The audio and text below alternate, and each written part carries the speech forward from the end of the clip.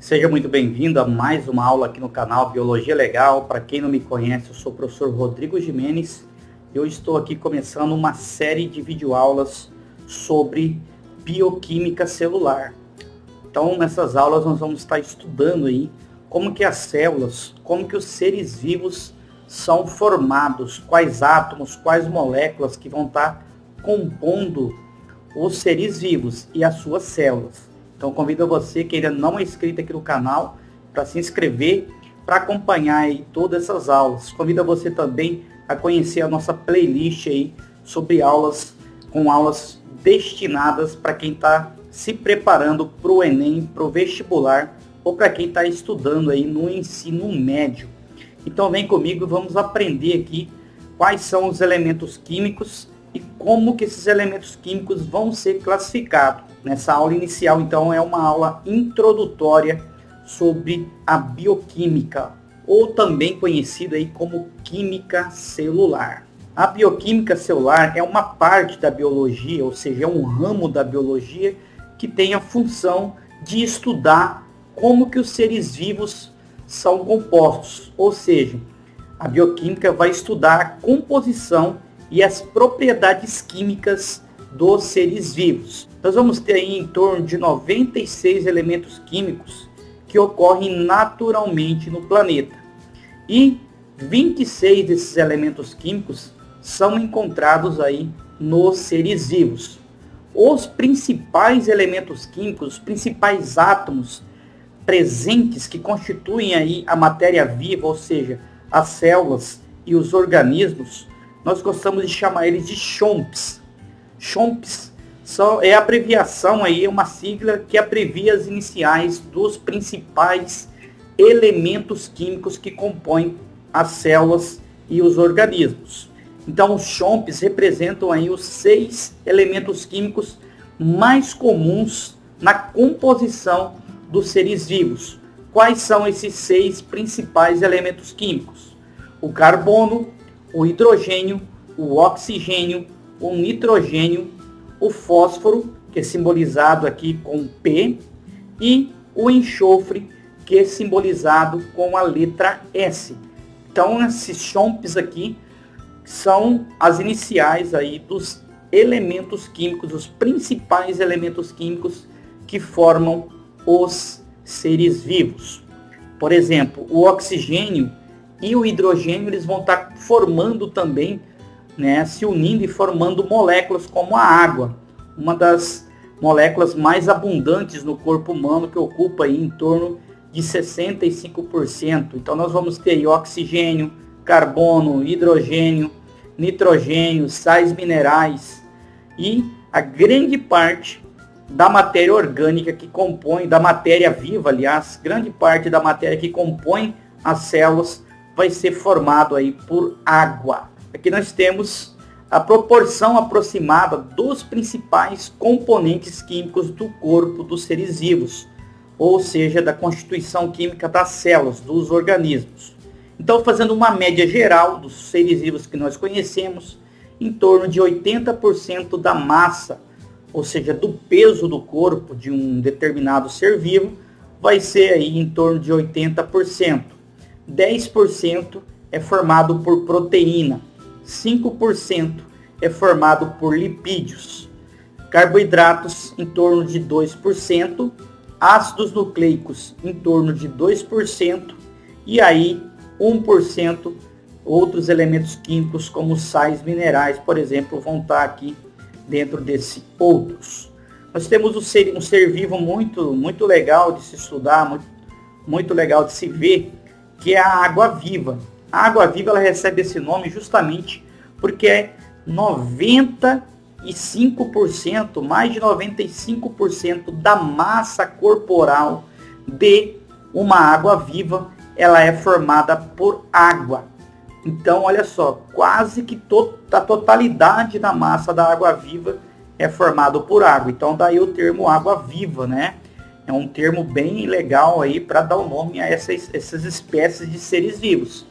São aí os nossos queridos quinidários. Então, água viva, a água nós podemos ver aqui pela sua quantidade na composição química da matéria viva, a água é o principal, um dos principais elementos químicos, e todos os seres vivos que nós conhecemos até a atualidade são compostos e necessitam de água para sobreviver. Então, a vida que nós conhecemos até a atualidade, até a data de hoje, precisa de água. Até o momento não descobrimos nenhum ser vivo que não necessite de água.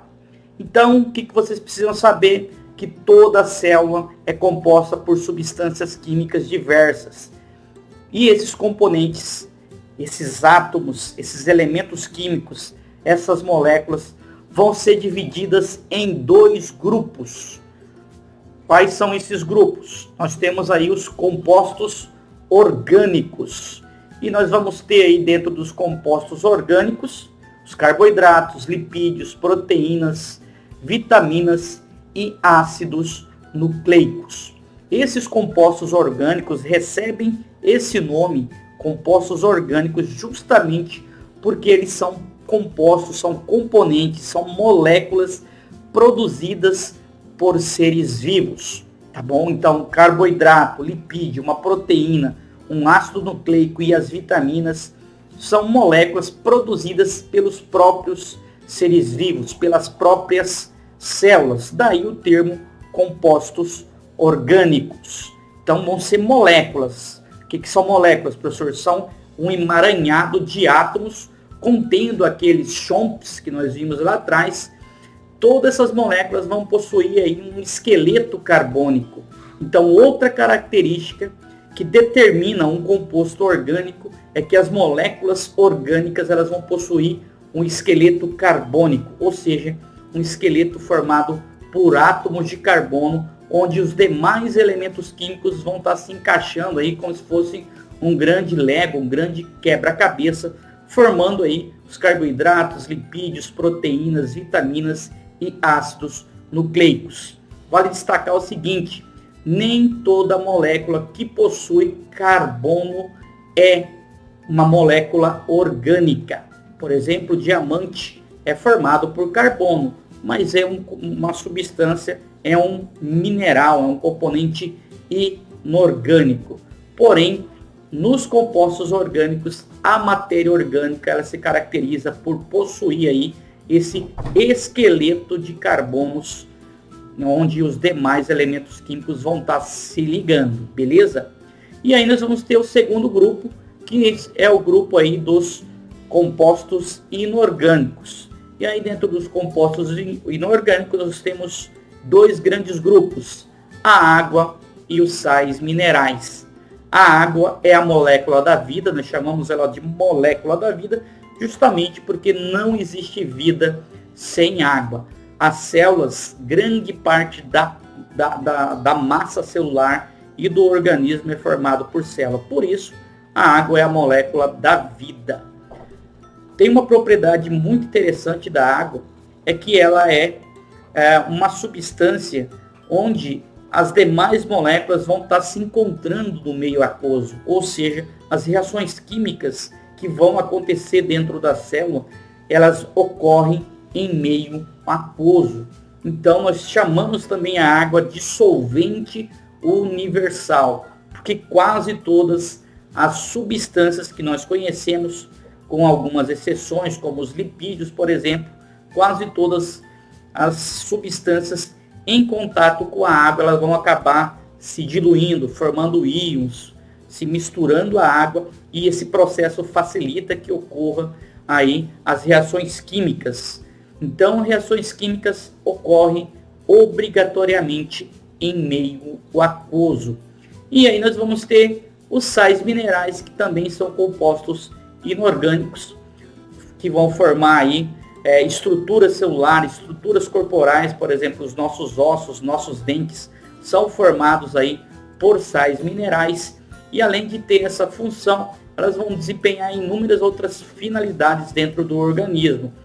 Todos esses compostos aqui, tanto orgânicos quanto inorgânicos, eles serão trabalhados e abordados em aulas posteriores aí sobre cada um dos grupos. Então nós vamos ter aula aí sobre água, sobre sais minerais, sobre carboidratos, lipídios, proteínas, vitaminas e ácidos nucleicos. Então eu já convido você que ainda não é inscrito aqui no canal, que se inscreva no canal, ative o sininho aí para receber as notificações dessas novas aulas que vão ser produzidas aí para você. Vale lembrar também que já temos aulas aí mais antigas sobre a temática. Você pode já estar buscando e procurando e estudando, e que tudo isso vai ajudar você na sua prova, ou prova escolar, ou se preparar para o Enem, vestibular ou concurso público. Então vamos ficando por aqui, espero que você tenha gostado muito. Não se esqueça de ir lá nos comentários, deixar o seu nome, deixar o seu alô ali, colocar se você gostou, se você não gostou e o que você aprendeu. Vou deixar também algumas perguntinhas nos comentários fixados para testar o seu conhecimento aí sobre, né, bioquímica celular, sobre substâncias orgânicas e inorgânicas. Beleza? Então vamos ficando por aqui. Um forte abraço e até a próxima aula. Tchau, tchau.